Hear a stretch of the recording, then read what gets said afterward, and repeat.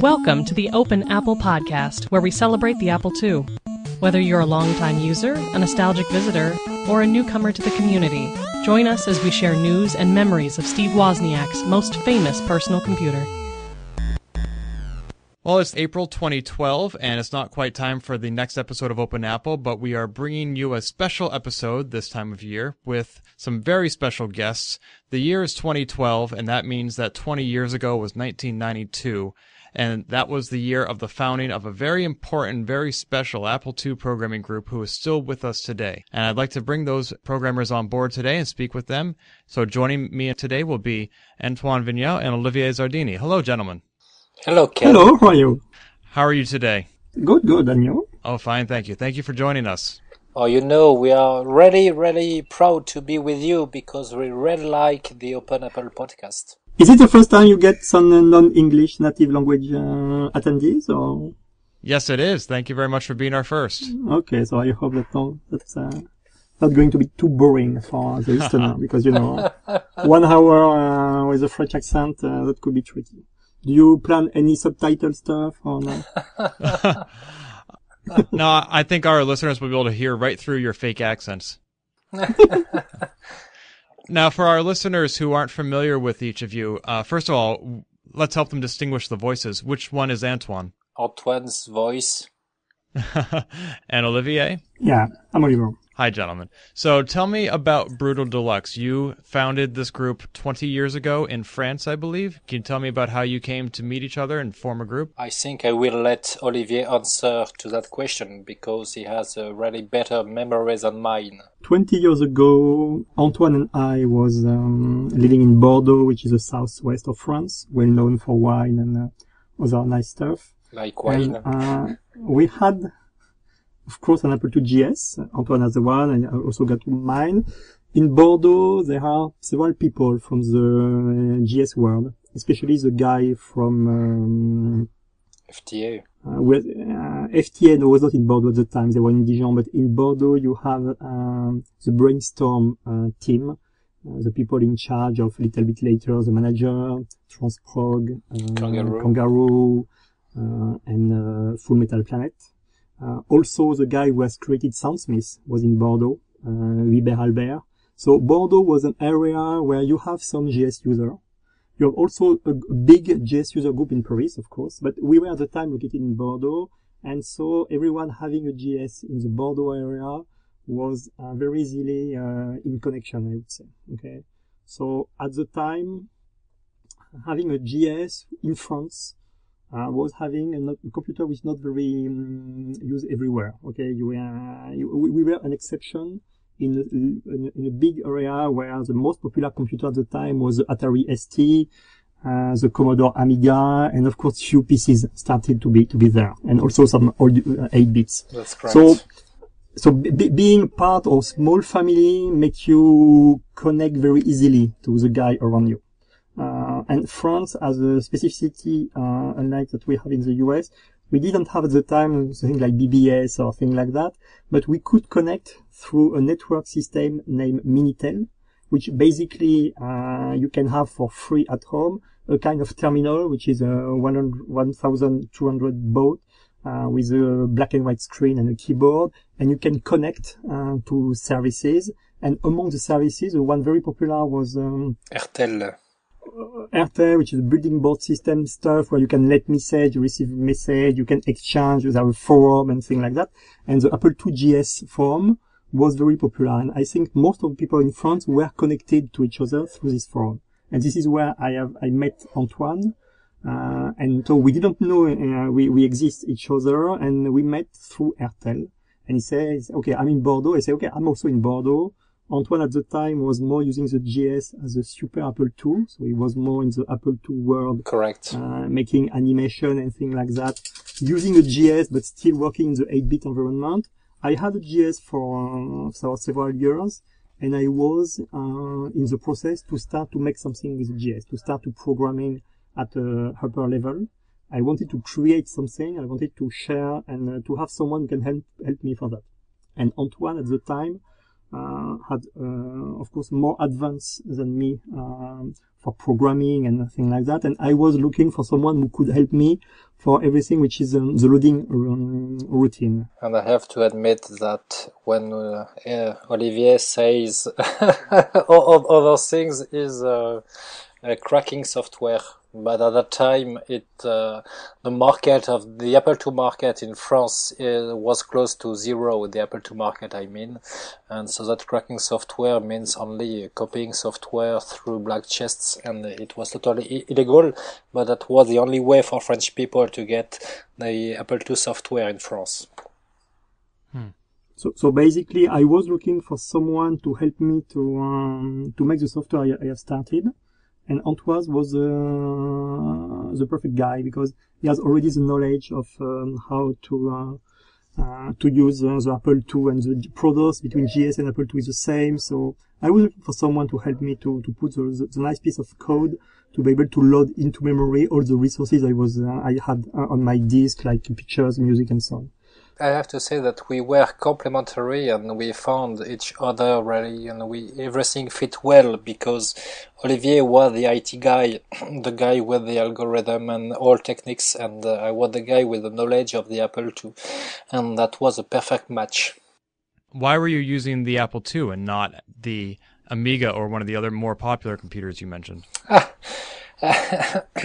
It was quite easy. It is quite easy for me to answer to that question because I was an Apple II user for about 10 years, because when I was living in Toulouse, another town in the southwest of France, before going to Bordeaux, I was let's say an Apple II user, because at the office of my father there were Apple IIs, Apple IIs mainly. And I remember when I was younger at the time, I went to the office of my father, and I used to play a lot of Shoplifter and Gâteau. I remember Gâteau in 85 was the first software I purchased, and the first one I tried to crack, and it was very perfect because my father accepted to bring one of the Apple IIs to at home. And I remember playing Ultima 4 at that time, and then Ultima 5 later on at home with my brother. And let's say I am an Apple II user since 1983. And the reason why is that's because, or thanks to my father. The first game I played on the Apple II was Snakebite, a copy of Snakebite, not the original one. Yes, I remember that game well. That was a fun one. Oh yes, a really great one. I believe you mentioned that you originally met each other online. Was the BBS scene very popular in France? Because I know here in the United States there were a lot of dial-up bulletin boards that were very important to bringing these communities together. Yeah, so as I was saying before, the BBS itself, as you know it in the US, it means that someone having a modem at home and trying to set up a server was not very popular in France. Yes, this is correct. In France, there was a plan to telco at the end of the 70s, which was built or started by the French government, and they wanted all people to be connected, and then they started at the end of the 70s, beginning of the 80s, what Olivier said, the Minitel. And I don't know what Minitel means, but it was sent or built, distributed freely to each House. Let's say family in France through France Telecom, who is the telco company of France at that time, and it was really easy to connect to plenty of services, from X-rated services to Yellow Pages to forums, plane, and so on. Yeah, it was very fantastic. You were able to book a train to go to Toulouse, for let's say a really cheap fee, and it is still successful in France because it's still active and up in 2012. But let's say it was killed by the internet accesses. But at that time, it was the only possible way for people everywhere around France to connect. And as Olivier said, RTL, let's say Réseau Télématique, probably. Rennes Télétel. Réseau Télétel. Télétel was the official name of Minitel. Was the only possible way for French people, French Apple II users, to connect and discuss to discuss and exchange ideas, data through what you knew as news groups. I think one of the difference between the BBS system and the Minitel in France is BBS, you connect your own computer. Okay, it means that you can use the computer to download or to upload file. Minitel is a completely closed system. The government provide you a terminal with a keyboard and a screen, and that's it. So basically, Minitel was just something to write information, to read information, but not used to exchange file as we can find in BBS. This is why every activity like getting file or cracking the software and so on was not really part of the Minitel. Minitel was just here to write message or to receive something. It was more a communication way to find who is not that far from you. And once you did find each other and decide to form this group, how did you decide it would just be the two of you? I mean, were there other needs that you had or other programmers you were looking for? No programmers, but a group is not only based on only programmers. I think Olivier will have the right answer to that. We never start with something around table. It's okay, let's make a group and let's do terrific things. We were more in the idea to say, okay, I need someone. Can you help me to make my software better? Can you provide me tips? Can you help me to do it? And this is how we have started. Okay, we have started a small step, making the first software together. And once it was done, or during the time we make it, we find that we could go further. Okay, it's not something like you sit with your old friends and say, okay, let's start something. It comes, I would say, like that, without any preparation. So the thing also, comparing to what we can name other group, because we are only two. So a group starts with two people. So we are the very minimum number of usage to be a group. We didn't have anyone to take care of the graphics, of the music, or sound, and so on. So basically, the only thing we can do together is only, I would say, programming or interfacing the software. That's correct. So we have very small capabilities in graphics.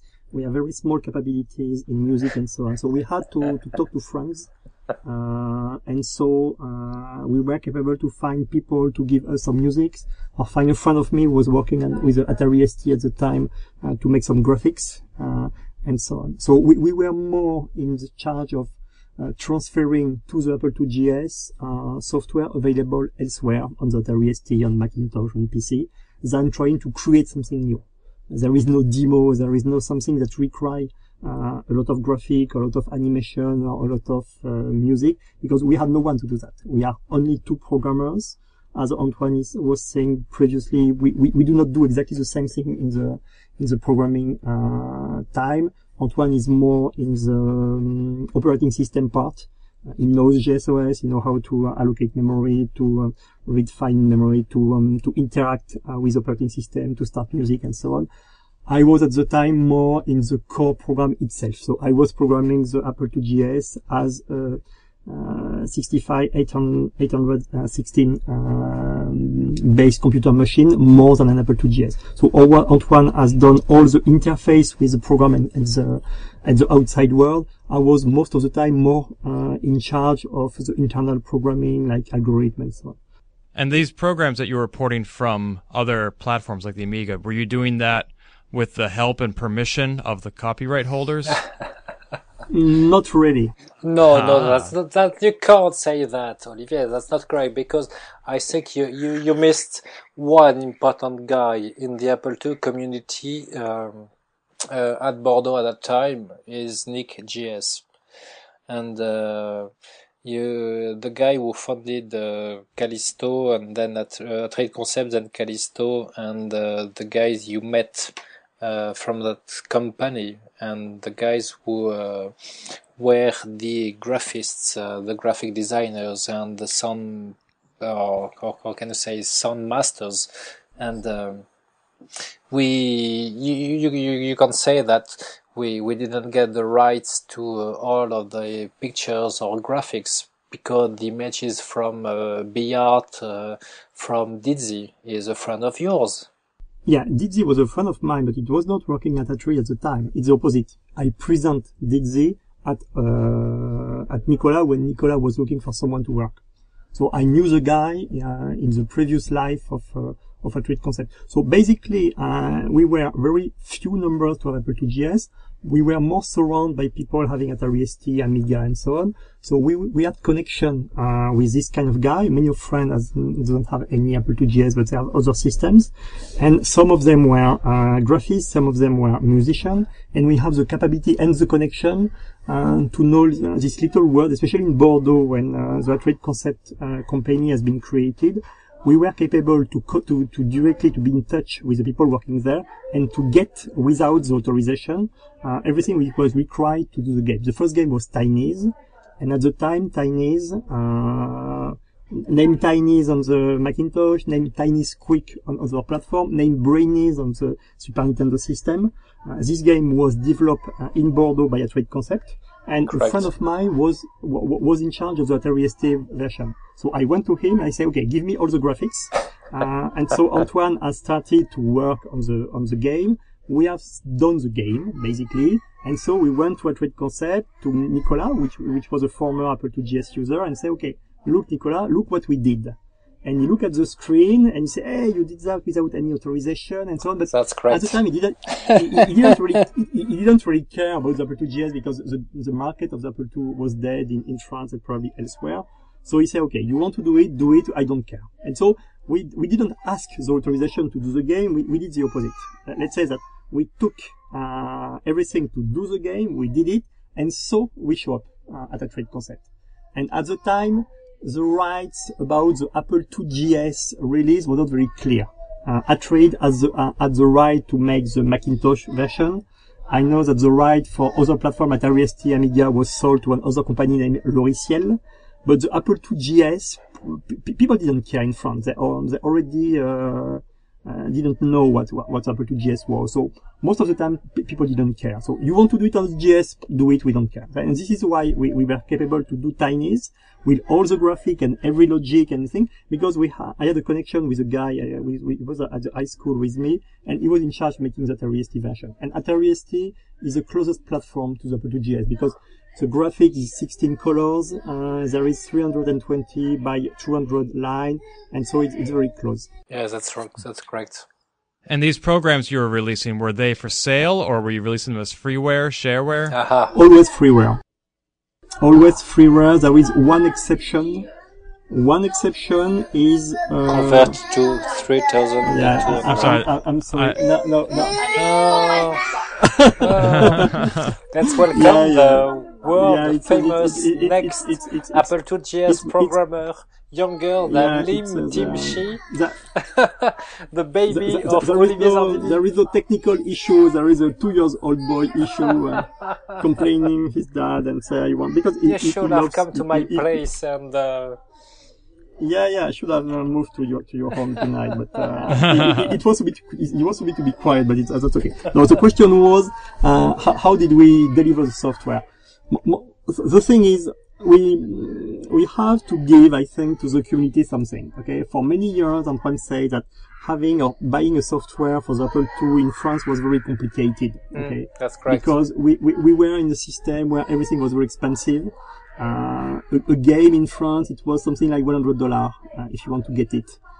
So you are a lucky guy in the US because you can go at the neighbor shop and get a game for 30 or 40 bucks. Let me say it in the other way around. The exchange rate at the time was $1 for 5 francs. that was the official exchange rate. When you wanted to purchase software, the exchange rate was changed from 5 to 10. So that the software that would have cost you, let's say, 200 francs because of $40, would in fact, for real, cost you 400 francs, twice the price, and it was really expensive. So we had to find solutions to get software for a cheaper price. That was a totally illegal way of doing that, but that was the only way to import and use Apple II software at that time. It was also a time where when you are 12 years old, you don't have any money, and so it's easier to get software free. So the idea is having all this software for so many years for nearly nothing. We had to give back something. So it was clear for us that we were not making that for money. We were making that for the fun. It was a nice time because we were a user when we were young. We were capable now to create something. So we gained some a step in the capability we have with the computer. Instead of being a user, we were mastering the computer. And so it was time to give back something. Yeah, that's correct. We had no wife. We had no babies.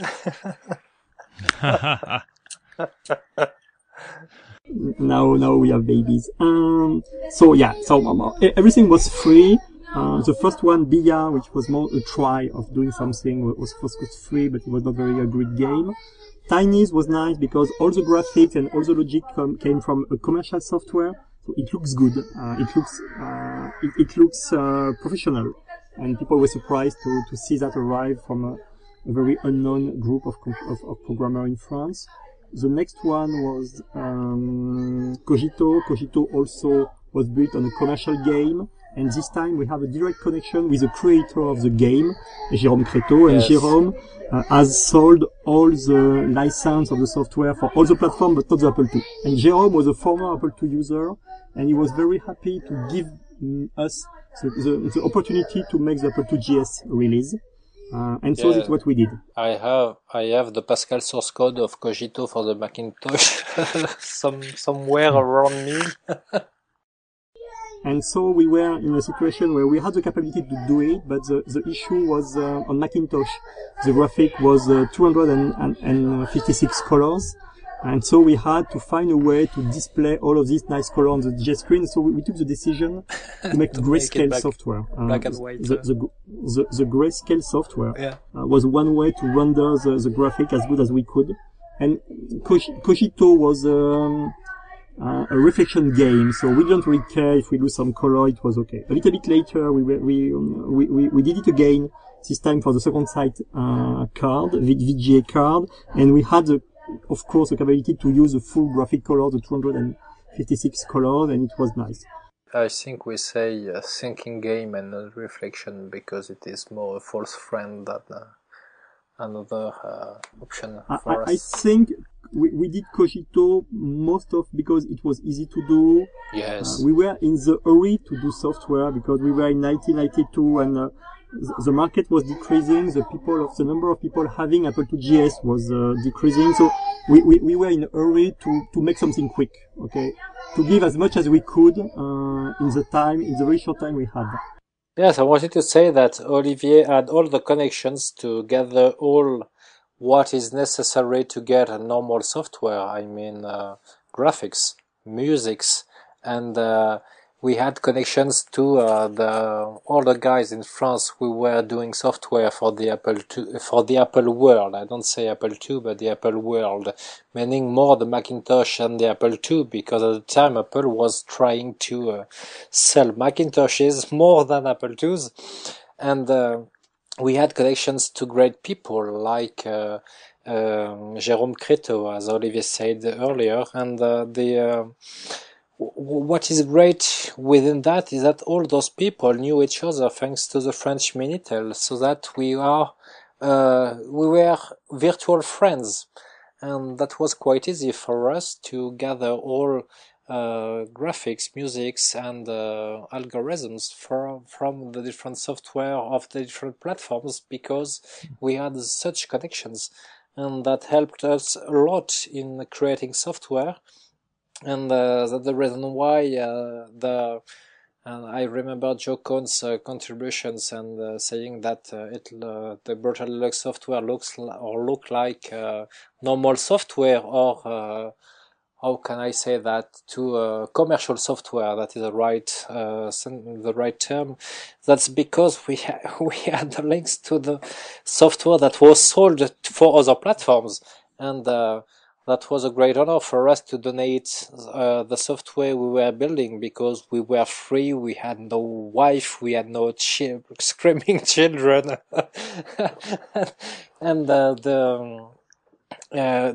we didn't want to make any money, because the Apple II market in France was dead.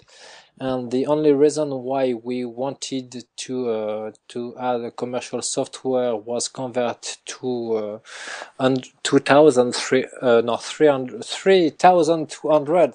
I still have issues with the way you name figures. Is that it was the first real, let's say, original software that we were creating, Olivier and I. And adapting software is totally different from developing software, because the approach is totally different. When you adapt a software, you start with something else. The work from designers, the work from musicians. When you start a new software, you do it from scratch. You have a blank sheet of paper, and you have to say, I would like this software to do this or that, and get the features and converting pictures in less than 10 seconds, and deliver the best pictures that we have never had in the Apple II world, etc., etc. And we also wanted to fight against piracy, It was quite challenging for me, especially because I was an Apple II French pirate at the time, and it's a matter of organization. I mean, and thanks to what Olivier knew about software development, that helped us a lot in telling the tasks allocated to each guy in the group, meaning Olivier and I. Because as Olivier said, we were only two people. But it was a way for us to say that we weren't doing that only for free, but for people who were happy, and who were, let's say, still using an Apple II as a primary computer. And I didn't think that at the time people were still using Apple IIs as a main computer, but it was a real pleasure to receive from Joe Cohn a list of the Apple II users who purchased convert to 3,200, and letting us know that from France to going through the United States, then moving to the Asia Pac area, there were people using Apple IIs. That was fantastic, knowing that even at the time when the internet was widespreading, but not at home, but only at the universities, there were people using our software, and for a small fee of, Olivier will tell us, but I think it was for 10 or 15 US dollars. And yeah, the price was 15, divided 3, $5 for the shipping cost and the disc, $5 for us and 5 for Joe. Okay, thanks for that. And it was very fantastic. I was very glad to see that we sold, if I remember correctly, more than 200 copies of that. Much more. Oh, much more. We received our first $1,000 check. We still have a copy of it because 1,000 is is a nice number, and we don't care about the money because we were working already a little bit. So we were capable to make money in other ways, to buy stuff. But $1,000 it was nice. But we have never asked for the remaining part. So the first 200 copies we received the check, but we didn't ask for the next ones. So there was more than 200 because 200 was the two first months of, I think, of selling the software. And you said that was Lemmings that Joe Cohn was selling? No. The Lemmings was free. We have okay. we have never sold Lemmings for two reasons. First of all, of course, because it's a copyright software, we don't have any right on it. Okay, so we can't sell it. Convert is different. Convert it's a 100% software we have written with algorithm, GIF, conversion, and so on. So basically, it was easy. Lemmings, it's a game. It was free in France. We gave it through a GS Club, which was a bi-monthly computer on a disk magazine dedicated on the GS. We gave it in Switzerland to the one who have purchased or at least paid the shareware fee for the emulator of the Apple II GS. And we say, okay, let's give it to the US, but we can make something nice. We can say, thanks to the one who have purchased Convert. If you have purchased Convert, you can receive Lemmings for free. Of course, the game was not copy protected, so we perfectly knew that the next day everyone will have it. But it was one way to say, okay, you have spent $15 for Convert. Some of people have asked also for the source code of Convert, so you have to ask for $5. You receive one disk with the source code if you wanted. And so just to say thanks to all of these guys, you say, okay, this is a gift from us. You can have a specific Lemmings release with a real label and like an official version. Now, of course, you could imagine to copy the game, but in this case, you have a kind of non-official release with not the nice labels, say Lemmings for Apple IIgs and so on. Now, you mentioned that you gave out the source code for Lemmings, and if you go to your website, there's actually a source code for many of your programs available. So what are your thoughts about the open source movement? Does this information want to be free? Okay, free means two things. You have the free software. Free means that you don't have to pay for, and free means that you can use it without any constraints. Okay, so it's a one way. It's one word in English, but it has two meanings. So let's say that from the very beginning, we are programming in assembly language. So writing a software in assembly language, it's very easily to give it back to assembly language because the disassembly will give you about what you have started with. Okay, so having a source code is very interesting, not for game, because they are very easily to re-engineering, especially for if it has been written in assembly language. It's more interesting in software. You have some algorithm inside, and Convert was one of them. Okay, looking in the source code for reading a GIF file, a BMP, and so on. It was interesting to give the source code. Also because we were thinking that if you buy a software, especially a conversion software, a utility software, you may have requirement to enhance it, to clean some bug, to move it. A game, that's different. I give you the source code of a game. You are not going to change that much. If you take the source code of Tiny, you won't add anything in the game because everything is already inside. So giving at the time, 20 years ago, the source code of Convert was something which was very natural. Okay. Now it's clear that all of the source code are providing for nearly all the software we did. Because first of all, at the time we had the idea to keep it, for probably, the future. And also because now, we had the capability to share it on the website. It was probably more complex at the time because having his own partition server where you can put file was more complex. Most of the time, 10 years ago, you only have one page where you can put some graphic, but people in charge of the web server was not very happy to let you share file because he was taking resources and so on. So probably that we did it now because it's very cheap. To put a lot of files on our website, and this Antoine is managing the website now. He's increasing the number of pictures, the number of software, all the cassette recording he did, and so on. So it's probably easier now. Now it's clear that nearly everything we do, we publish the source code because we want to share, and also because we have started in our software by using other piece of code. And that's nice. That's nice to be able to okay, this is where we are, as far as I can go. If someone wants to continue where I have stopped, we are happy. I also, sorry, Ken, I would like to add something to that. That at the beginning I was very reluctant to sharing the source code of Brutal Deluxe, because I think that software creation is, let's say, something a little bit personal, and I really wanted to keep it private, and I wanted to give the final result to the users. But I think there is another reason why I accepted the offer of Olivier to release our source code to the others, that, let's say, first of all, the Apple II market is dead, that's correct. But if that may help some other people, guys who are in this new century, new people are still happy to discover the Apple II. If that may help those people, then I'm really glad to share it. And that was what we had as a private discussion with Crew, Daniel Kushner from a guy coming from the Coleco world.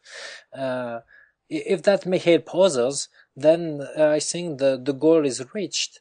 The sharing the source code of the Apple II in assembly language in 2012, and do not share it is only, let's say, a stupidity if you don't do that, because we are here as a small community, so we have to help each other. So that Olivier won at a time. And one thing probably prevent us to do it at the time was that some of our software were modified. Dr. Tom was one of the guys who have changed things in our software. And so we were very surprised to see that some of our software were modified. The scrolling text was modified and so on. So, on the latest release of the software, on the new one after, especially after BIA and so on, we had added some protection, to make sure that the text in the scrolling were not modified and so on. So, not giving the source code also at the time was one way to make sure that no one could reassemble the code and change the software, putting their name instead of ours. And remove the protections we were fighting against when we were pirates. You were. I was. Yes. You're correct. Sorry, I was. I'm the white knight here. You are the bad guy. Dark Knight. And you are discussing with the latest Apple II French pirate. Now, earlier this month, Jordan Mechner released the source code to the original Prince of Persia. Have either of you had a chance to look at it? Yes. Do you have? Okay, because I have read it that he has just found it from his father. I was also, did he has released the source code? Is it public now? Yes, it is. Yes, it is. Oh, okay. Yes, I received a mail from a friend of mine telling me, hey, the source code of Prince of Persia is not free. And on that matter, I was, thanks to you, especially to Ken and Mike, regarding that, the source code information was raised thanks to you. I don't know from if it was on JustJS or on another platform, but the comments on the source, the website of Jordan Mechner or Mechner. We have to discuss the way we have to discuss the way you will pronounce the last name of Jordan is the Roland Gustafsson. I say that in a French meaning. Roland Gustafsson. The guy is more intriguing to me than Jordan Mechner or Mechner, because Roland Gustafsson is a guy who has created plenty of operating systems, the Erdor 3.2, 3.3, and plenty, numerous protections for the Apple II. The guy who knows everything in cycle counting on the Apple II protections. I think the guy should be more important, or should be seen as more important than Jordan or other people in the Apple II world, because those guys know the hardware more than a guy like Jordan. And I know I'm a word guy, but Roland Gustafsson is, for me, one of the Apple II god. Still alive. Yes, still alive, and he is about to release the RWTS 18. You say that on the comments of the Dr. McNair entry for Prince of Persia, and I think it's more important because I am still a pirate. But I think it's more important than the release of the source code of Prince of Persia. Yeah, but the source code has been lost for so many years, and that's a symbol. So, and that's nice that Jordan, who has a website where he loves to go back in the past and to have some memories about what he did at the time and so on. It's nice that finally the source code was there, because for many years he asked to many people, do you have my source code? Can you share it to me and so on? And finally he found it by himself, and that's nice because he gave it to the community. Antoine, you recently contributed to a drift disc that was released. Can you tell me a bit more about what that is and what your contribution was? Oh, I have to admit that I didn't know it was released. I'm sorry about that because I missed the deadline probably because I work too much at my new office. But yeah, that's correct. I work with Daniel Kushner from the Coleco world, and Daniel contacted me and asked me a few months ago if I could help him and share and program some Apple II code for, and when I say Apple II, I mean 8-bit code for, let's say, I don't know if we say that, music demo. And I was really delighted because I wanted to help and program in the 8-bit world, and I've let's say accepted in less than 80 milliseconds.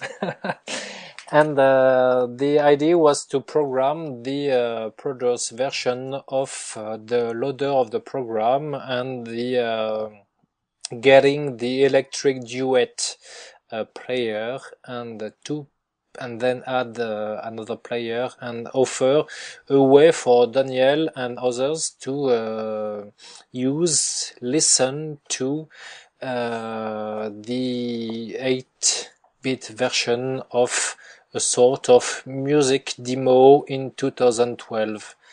And I think it's a way to thank Daniel for what he did for. I don't know, frankly, gentlemen. Did you see the Waterline demo on YouTube? Yes, I have. He won a contest for that about 2 years ago. It's fantastic. I'd really like to program the same demo on the Apple II, so that when I received a cassette, I don't know how we say, a cartridge for the Coleco version from Daniel, and I said to him, "Oh, what you did is fantastic. I would like to help you. So please count me in for developing Apple II software, which will help you in knowing the Apple II world." And because I think I have that knowledge of the 8-bit version. And what I did is, like Olivier said, I did the low-level interfaces, and the magic is done by Daniel and others only. And it was also for Daniel that you created the T40 text editor, right? That's correct. Because I think it is the same thing. If you can help because you know the machine better than others, then do it, especially if that is only a 24 challenge, a 24-hour challenge. But then it became a 24 weeks challenge. Now, do you prefer working with 8-bit or 16-bit Apple II computers as far as programming goes? I thought you would have ask the question because I come from the 8-bit world, and then I switched to the 16-bit world, and as Olivier said, I use my GS primarily to unprotect Apple II games and as 8-bit versions. But then I would say that it's fun in 2012 to come back to the 8-bit Apple II, but frankly, I wouldn't be able to program any software in 8-bit. It's too difficult. It's really too difficult. I think I admire people like Michael Mahon or other people who are still able to program Apple II programs in 8-bit. It's too low for me. And then I would say that the Apple IIgs still has my love. Yeah, that's it. It's a matter of love. I think the machine which is close to me is the best one that I have ever had. And I will still program for the Apple IIgs probably in, let's say, for the next 12 years, or 20 years, or 100 years. Since you love the Apple IIgs so much, is there anything you're doing to improve the operating system, like maybe take system 6.0.1 to the next level, 6.0.2? The 602. It's 602 is linked to two things. What was the magazine name? GS Plus, if I'm correct. The guys from GS Plus were the specialists of the Apple IIgs, and they saw plenty of bugs and the way to squash them. And then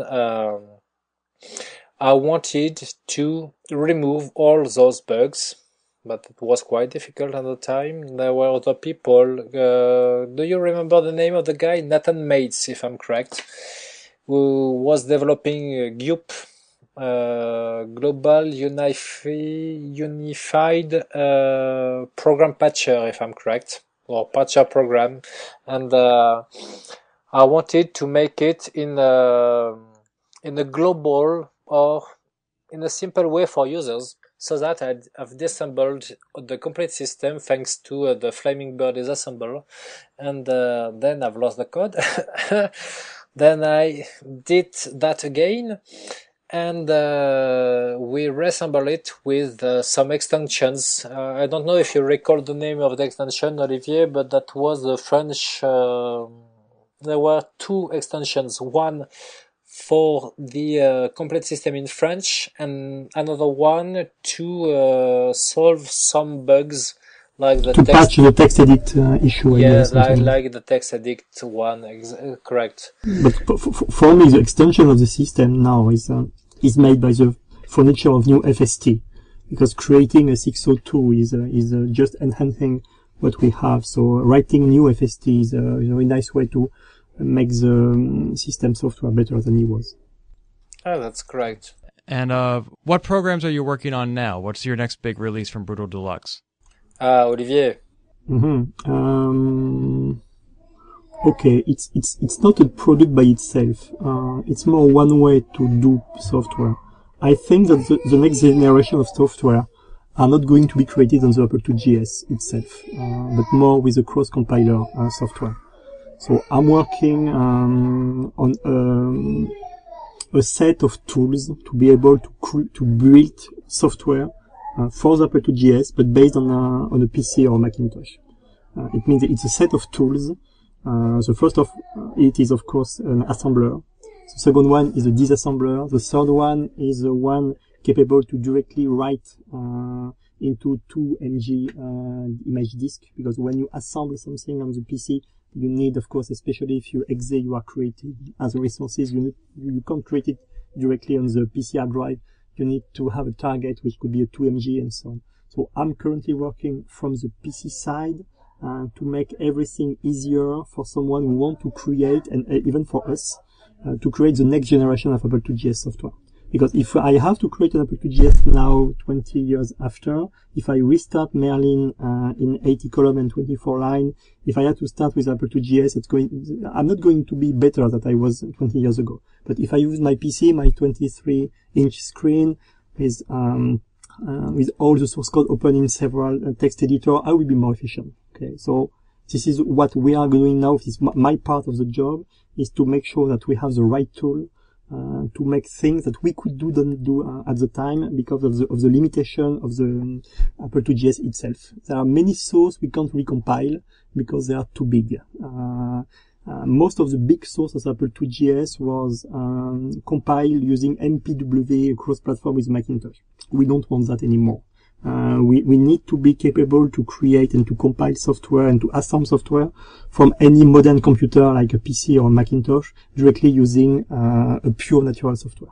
Of course, everything will be in open source and so on. So I think that the next generation of software is not going to be created from the Apple2JS, but for the Apple2JS from the outside world. And I think that, and most of what we have in the Apple2JS, the best thing we have in the Apple2JS are created outside. The base pictures as the 3,200 pictures color, they are not created on the Apple2JS. They are converted to the Apple2JS. The bass music, they come from MIDI outside. So we take a real musician, they create MIDI things outside, and we import them in the JS, and it's fantastic, and so on. So probably trying to make software for the JS inside of the JS is probably something that we are going to be limited. If we have the capability to give anyone the capability from a PC or a Mac to create software, because we can use the power of the computer to compile, to assemble, to make some search and replace in full text instead of to be limited to the 64 kilobyte of a source code as we have in Merlin 16 plus. That will be fantastic. So this is what we are doing now. We are working in the way to make everything work outside of GS for the GS. That's it. Oh, those sound like there'll be some extremely valuable tools for the community. Thank you. It's what we need, because it's hard to wake up and to start Merlin 16 now, because you look at that, you use Visual C++ all your day long, and it's hard to go back 20 years in the past. So working with today's tools would be easier for anyone to create and to make the new generation of software. What are your favorite programs that you've already released? What are you most proud of? Linux, probably. Convert also. And what programs or what hardware or software out there in the Apple II community do you most appreciate or value? In the past or in today's world? Let's focus on today's world. Probably the CFAA card, because it's probably what we need. The Apple2JS has some limitation, and hardware like hard disk and so on, and the communication between the Apple2JS and the outside world was limited in the time. The CFA card gives the opportunity to quickly solve the two things. We have a mass storage device that do not use any movement, so it's not going to be dead the next day because the disk is not running and so on. So we have a nice way to be inside the Apple2JS with a USB key or something, so we can remove everything which is outside of the Apple2JS, and in one way we just have to unplug the file to be able to connect it to the PC. And in our mind, to create the software for the JS from a PC or a Mac, this is something which is very terrific. From my point of view, it's not an hardware thing, it's the ADT Pro software from David Schmidt. I think it's the link until I write FST for the Apple2JS, but I'll do that one day, and I think it's a perfect solution. I think what Olivier was saying is that what is important nowadays is the way to interconnect the Apple2JS and the Apple II world to modern computers. And the FFE card is close to that, and the work from Geoff Weiss is close also, but I think we need a native solution on the Apple II world. I won't discuss about the Contiki world because it is already existing, but as I am not 8-bit guy, I won't tell about that. But I think the way to interconnect machines through the Ethernet card, which is also important, or through RG4.5 is very important, but we are missing something on the Apple II part, the FTP and the modern connections. And I really would like Tony Diaz, for example, to release all information about the Apple II Ethernet card, so that people will be able to use an Apple II connected to the modern world instead of using emulators to do that. Yeah, but the thing for me, an Apple II is a software plus electronic stuff. And what makes the difference between an Apple II and an Atari ST or Amiga they are closed machine. Apple II is a very open machine, and looking 20 years later to people still making hardware, it means something you can touch, something you can put on the machine, and so on. This is magic, and this is what makes the difference between the Apple II community and the other one, like the Commodore and so on. That's correct. We are still people making hardware stuff, and yes. that's fantastic. Because you don't have anything to modify. This card could have been done probably before, but you put it and your Apple IIgs come in the future, go to the future. The Utenet card, you make the Apple IIgs connectable to the today's network. You have the CFFF card, you make the Apple IIgs to have the Apple II to have the capability to connect to modern USB key and so on. And that's fantastic because we can make software that's cheap, but the guy who makes the hardware, they are part of the sale of the Apple IIgs. So we can make software, we can do hardware, they can, and that's fantastic. And I think we need both of them. So people making the hardware probably needs people to make the software, and people like us who make the software really need the guy who makes the hardware, because that's two different worlds, and this is why probably the Apple IIgs and the Apple II community is very specific because of that, because we have the capability to play with the GS as a pure programming level like any today's computer, but we have also the capability to play with the GS as an electronic level, which is probably much harder to do with laptop and so on, where there is no more real connection, or with a PC world, which is much more complex. So the Apple II is fantastic for that. It's a very gaming part for a developer and hardware maker. Yes, but I would add that from my experience over the last years is that we are lacking software developers. We have plenty of hardware developers, guys who are very clever, the guys who are developing MP3 card, I'm glad I have it, the CFFE card, etc., etc. But we are only 5 people developing software from time to time, let's say at the best effort level. And I think that what is dying within the Apple II world is that we are lacking software developers. We have hardware developers, we have hardware specialists, but we are lacking Apple II software developers. Now, a lot of the hardware that you mentioned is used to extract data from aging media like floppy disks and move them to somewhere else. But Antoine, you've been going even farther back than that and working with even older media by preserving a various library of cassette tapes. Can you tell me about that a bit? You know, I am a collector. I have that in my veins thanks to my father, and I wanted to know the Apple II better than I used to know. And I remember a long time ago that on one of the auction system, eBay, I thought it was, I missed the Santa Paravia game, Santa Paravia and Fiumecchio, if I remember correctly the name. And that was one of the first games I've ever played on the Apple II with Snakebite. And I missed that game for less than $10. So that I say to myself, I need to get all the software for all the Apple II cassettes. I need to know the listing of the Apple II cassettes, because I thought there were only 30 of them. And then I discovered the Apple II market, or the Apple I and Apple II market from the beginning to, let's say, the beginning of the 80s.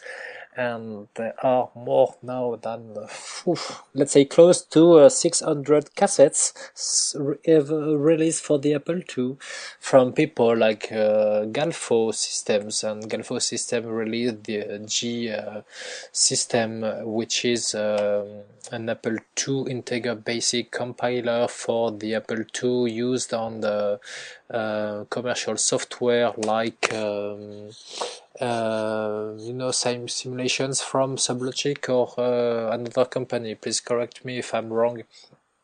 But the idea is that if you have the collector idea or way of living in mind, you want to know everything and anything, because that is the way we say that, and you want to know all the software ever released from a publisher, and then go to another publisher, etc., and then you read that level of information, and that you realize that the way you have the website on Brutal Deluxe is not sufficient. It's not efficient, I would say, because people would like to know everything about that, would like to share and use, and we don't have a common way to store data from cassettes. And this is a discussion we had with the guy from Virtual 2.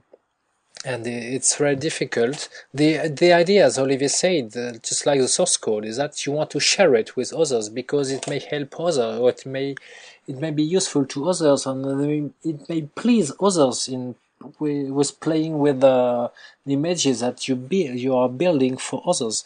But please find a way to make something a standard, and we don't have it for cassettes, we don't have it for discs, we don't have it for all the different media that we have on the Apple II world. We don't have any standard website to get images, just like we have with a Lemon C64. I think the other way we are missing the Apple II world is that we have plenty of people who have good initiatives like Mike. Mike, I thank you for your Apple2Scans.net site. It's fantastic. But I also do that on Brutal Deluxe. There are people who are doing that on other sites.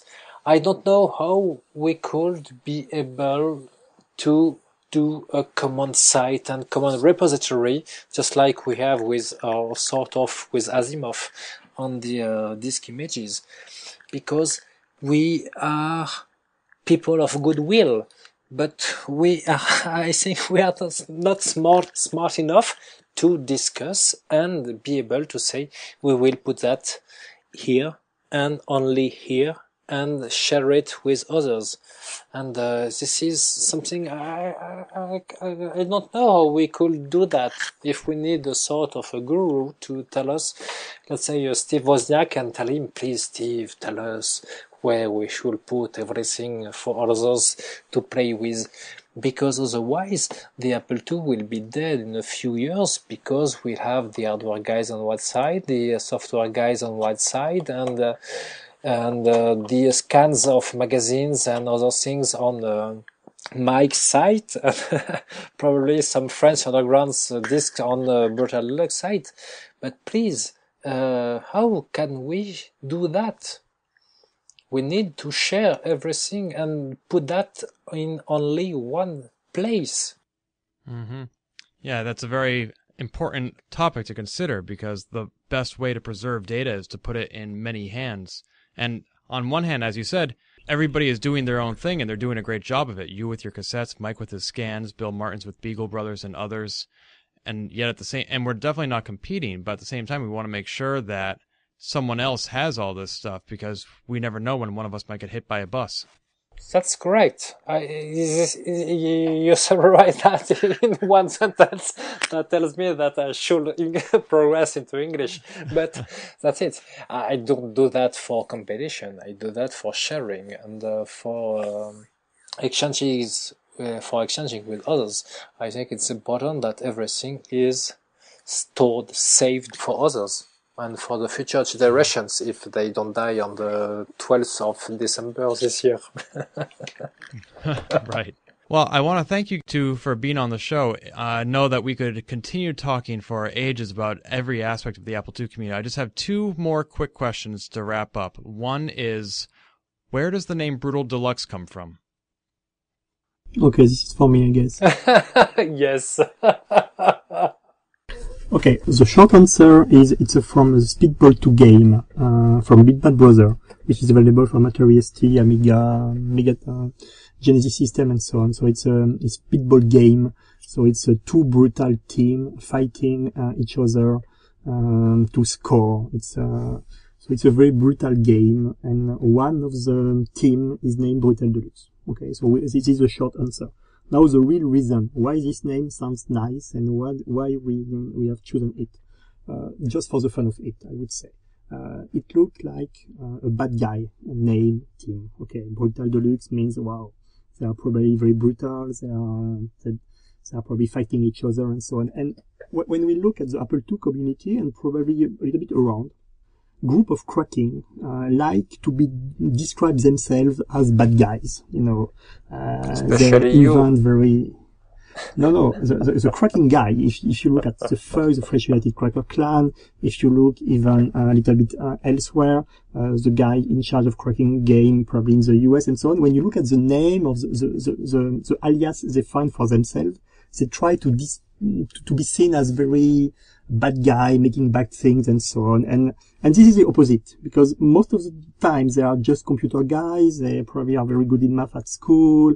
They are not the kind of guy who are stealing something in a shop and so on. So we love the idea for all of these guys trying absolutely to be desperate to be seen as bad guy, who are probably not as bad as any other and probably very nice guys. And it was funny for that. So just for the fun of it, we say, okay, just to make it fun, we say, okay, let's take the stupidest name we can find, Brutal Deluxe, that make us think that we are very bad guys, like in the game, very brutal, and that will be fun. And also because the name Brutal and Deluxe are opposite each other.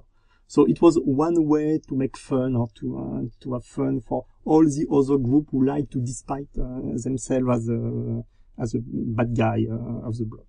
That's it. So there is nothing else than a joke at the beginning. But isn't that a team from a well-known software? Well, it's Speedball 2, the game from the Bitmap brothers. Yeah, what I said at the beginning. This is a fantastic game that I played on the Mega Drive with a friend of mine. Genesis for you non-French people. That's correct. Fantastic game. I'd like to get the software on the Apple IIgs, Olivier. Yes. I'd like to see that too. And my last question for you. You two are very much members of the Apple II community. Your names and Brutal Deluxe's name are well known. Your work is known. You're active in IRC and on CSA2. When are we going to get to see you in person at Kansas Fest? When I have enough money, I would say.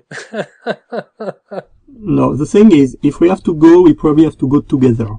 Okay, yes. That's the first point. Okay, I go to the US every year.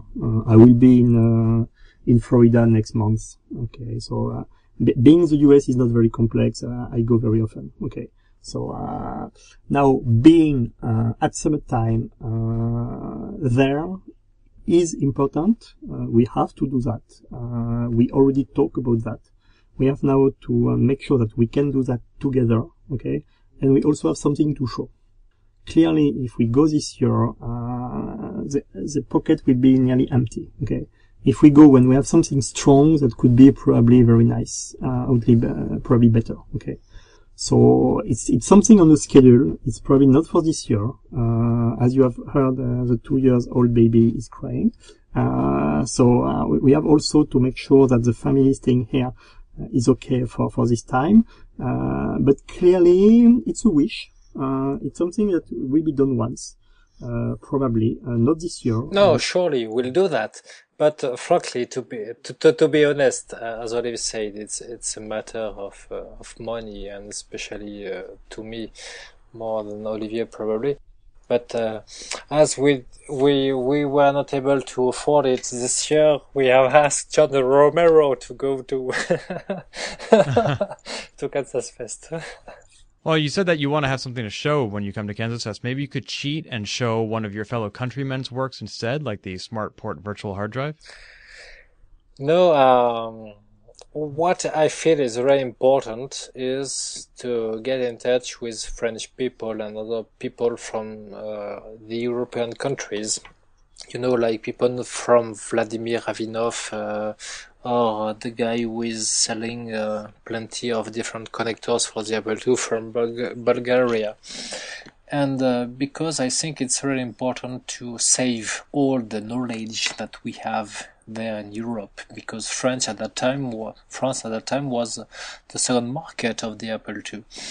And I keep on calling and exchanging, and before the podcast, today I was discussing with Nicole Bréau-Poliquin. Nicole Bréau-Poliquin was probably the best seller of Apple II books in France. And I like discussing with people like that because they have plenty of things to tell you. And this is exactly the same thing with modern hardware like the SPVHD from Cédric Pelletier. And Cédric has plenty of ideas. And what I would like is that Cédric delivered the first version of his smart port virtual hard drive to the others, meaning a way to connect disk images on an Apple IIc, on an Apple IIe, and on all Apple II with smart port devices or drives, or I don't know if you call that cards probably. And it's a really good software. But it's the way with a hobby. It takes time, and you have to feed your family. So that please be kind to him, because if you don't see the SPVHD now to a theater near you, like you say in the United States, that's because he has a real work. He has a real work, and this is the reason why you don't see anything. But what is great is that it's fantastic that in 2012 people are still releasing hardware or software like that. But I think that in the following weeks, Cédric will update his website and offer you the ability to connect to, let's say, PayPal or the ways or the means to pay for something to get your SPVHD, because it's really close to completion, because the hardware and the molding is done. It's a matter of soldering it. And Cédric is doing that on his own and one SPVHD per day. So that please be kind to him. if you have ordered yours to him, consider that plenty of other people have done that, and the first 20 SPVHD devices are ready, but or molded, but they need to be built now with soldering iron of Cédric, and then be sent to you. And can't you help Antoine with soldering? No, I won't help with soldering.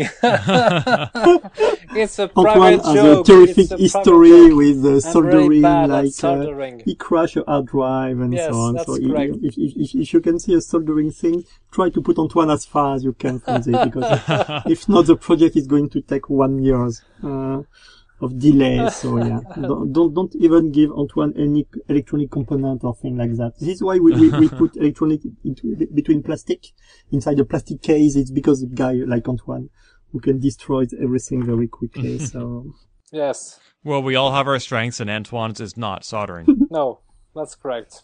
This is my weakness, and I have to admit that I'm not good at soldering. But that's mine. My strengths are I don't know where, but it's not at soldering. That's correct.